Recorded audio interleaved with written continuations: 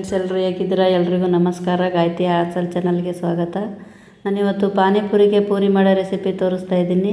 ತುಂಬ ಅಂದರೆ ತುಂಬ ಈಸಿನೇ ಇದೆ, ರುಚಿನೂ ಅಷ್ಟೇ ಟೇಸ್ಟಾಗಿ ಬರುತ್ತೆ. ಮನೆಯಲ್ಲೇ ಮಾಡ್ಕೊಳ್ಳಿ, ಆರೋಗ್ಯಕ್ಕೂ ಒಳ್ಳೆಯದು ಮನೆಯಲ್ಲಿ ಮಾಡಿದರೆ. ಪಾನಿಪುರಿ ಅಂದರೆ ಯಾರಿಗೆ ಇಷ್ಟ ಇರೋಲ್ಲ ಹೇಳಿ?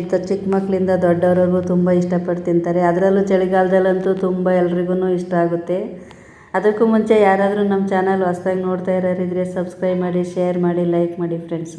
ಬನ್ನಿ ಇವಾಗ ರೆಡಿ ಮಾಡ್ಕೊಳ್ಳೋಣ. ಬನ್ನಿ ಫ್ರೆಂಡ್ಸ್, ಇವಾಗ ಏನು ಬೇಕು ಅಂತ ನೋಡ್ಕೊಳ್ಳೋಣ. ಇವಾಗ ನಾನು ಒಂದು ಬೌಲಲ್ಲಿ ಮೀಡಿಯಮ್ ರವೆ ಇಟ್ಕೊಂಡಿದ್ದೀನಿ. ಉಪ್ಪಿಟ್ಟು ಮಾಡ್ತೀವಲ್ಲ ಆ ರವೆ ಇಟ್ಕೊಂಡಿದ್ದೀನಿ.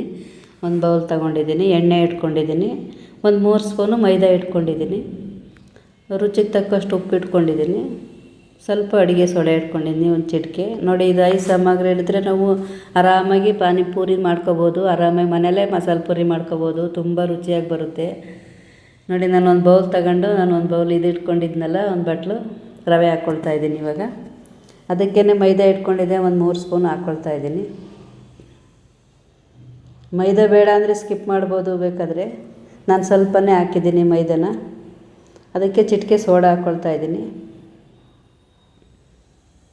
ಸೋಡಾ ಬೇಡ ಅಂದ್ರೂ ಸ್ಕಿಪ್ ಮಾಡಿ ನೀವು.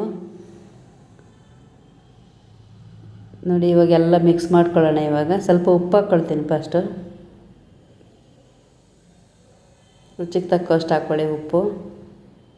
ಇವಾಗೆಲ್ಲ ಮಿಕ್ಸ್ ಮಾಡ್ಕೊಳ್ಳೋಣ. ಚಳಿಗಾಲದಲ್ಲಂತೂ ತುಂಬ ಚೆನ್ನಾಗಿರುತ್ತೆ. ಹೊರಗಡೆ ಹೋಗಿ ತಿನ್ನೋದಕ್ಕಿಂತ ಮನೆಯಲ್ಲೇ ಮಾಡಿ, ಆರೋಗ್ಯಕ್ಕೂ ಒಳ್ಳೆಯದು. ಮನೇಲಿದ್ದವರೆಲ್ಲ ತಿನ್ಬೋದು ಮನೆಯಲ್ಲಿ ಮಾಡಿದರೆ.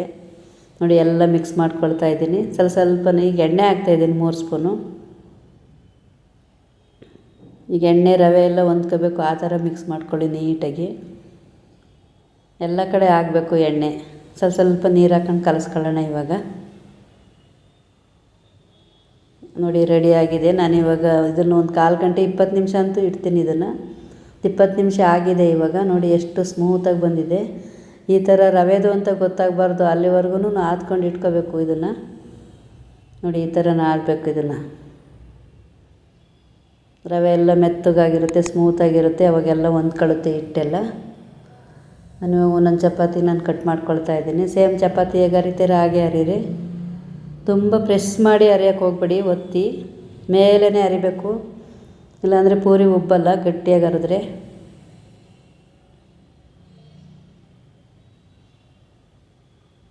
ನೋಡಿ, ಈ ಥರ ಹರ್ಕೊಳ್ಳಿ. ಎಲ್ಲ ಈ ಥರ ಸ್ಮೂತಾಗಿ ಅರೀರಿ, ಅದೇ ಆಗಿ ಬರುತ್ತೆ. ಒತ್ತಿ ಚಪಾತಿ ಥರ ಅರಿಯೋಕ್ಕೆ ಹೋಗ್ಬಿಡಿ. ಸ್ವಲ್ಪ ದಪ್ಪ ಇರಲಿ, ಚಪಾತಿಗಿನ್ನ ದಪ್ಪ ಇರಲಿ, ತಿಕ್ನೆಸ್ ಇರಬೇಕು ಸ್ವಲ್ಪ. ಇದು ಅವಾಗ ಪೂರಿ ಉಬ್ಬುತ್ತೆ. ನಾನು ಚಕ್ಲಿ ಒರಳು ಇಟ್ಕೊಂಡಿದ್ದೆ, ಚಕ್ಲಿ ಒರಳಲ್ಲೇ ನಾನು ಕಟ್ ಮಾಡ್ತಾಯಿದ್ದೀನಿ. ನೋಡಿ ಎಷ್ಟು ಚೆನ್ನಾಗಿ ಬಂದಿದೆ. ಸೈಜು ಕರೆಕ್ಟಾಗಿತ್ತು, ಪೂರಿ ಸೈಜೇ ಇತ್ತು. ನೀವು ಒಂದು ಗ್ಲಾಸು, ಒಂದು ಮುಚ್ಚಳ ಯಾವ್ದಾದ್ರು ಬಾಕ್ಸಿಂದ್ರಲ್ಲಿ ಕಟ್ ಮಾಡಿ ನೀವು.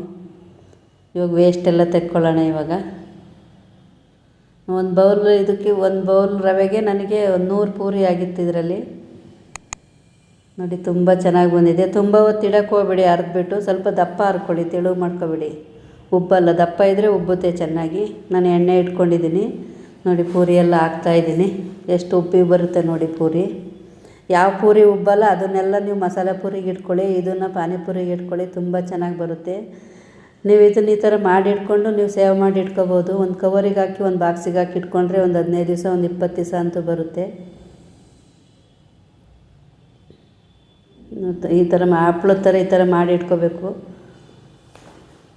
ಯಾವಾಗ ಬೇಕಾವಾಗ ಮಸಾಲೆ ಪುರಿ, ಪಾನಿಪುರಿ ಮಾಡ್ಕೊಂಡು ತಿನ್ಬೋದು. ಹೊರಗಡೆ ಹೋದರೆ ಒಬ್ಬರು ಇಬ್ಬರು ತಿಂದುಬರ್ಬೋದು. ಮನೆಯಲ್ಲಾದರೆ ಎಲ್ಲರೂ, ಮನೇಲಿ ಮಾಡಿದರೆ ಎಲ್ಲರೂ ತಿಂತಾರೆ ಮನೇಲಿದ್ದವರೆಲ್ಲ. ನೋಡಿ ಎಷ್ಟು ಚೆನ್ನಾಗಿ ಬಂದಿದೆ ಅಂತ. ನೋಡಿ, ಪೂರಿ ರೆಡಿಯಾಗಿದೆ. ನೀವು ಮಾಡ್ಕೊಳ್ಳಿ, ತುಂಬ ಚೆನ್ನಾಗಿದೆ. ಯಾರಾದರೂ ಫ್ರೆಂಡ್ಸ್ ನಮ್ಮ ಚಾನಲ್ ಹೊಸ್ದಾಗಿ ನೋಡ್ತಾ ಇರೋರಿದ್ರೆ ಸಬ್ಸ್ಕ್ರೈಬ್ ಮಾಡಿ, ಶೇರ್ ಮಾಡಿ, ಲೈಕ್ ಮಾಡಿ ಫ್ರೆಂಡ್ಸ್. ಮರಿದೇ ಟ್ರೈ ಮಾಡಿ. ಪೂರಿ ಅಂತೂ ತುಂಬ ಈಸಿ ರೆಸಿಪಿ ಇದು. ಮನೆಯಲ್ಲೇ ಮಾಡ್ಕೊಳ್ಳಿ. ಹೇಗೆ ಬಂತು ಅಂತ ಕಮೆಂಟ್ಸ್ ಮಾಡಿ.